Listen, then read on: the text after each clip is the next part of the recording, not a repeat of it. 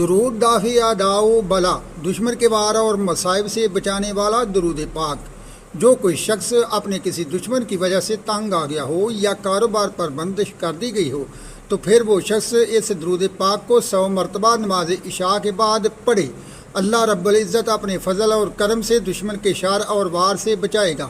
اگر کسی دشمن نے حسد کی وجہ سے روزی رزق کو وقتی طور پر کالے علم کے وار سے روک رکھا ہو تو پھر وہ شخص اس درود پاک کو روزانہ فجر کی نماز کے بعد 100 مرتبہ پڑھے۔ اللہ تعالیٰ روزی رزق کے در کھول دے گا اور بندش کو بھی ختم فرما دے گا۔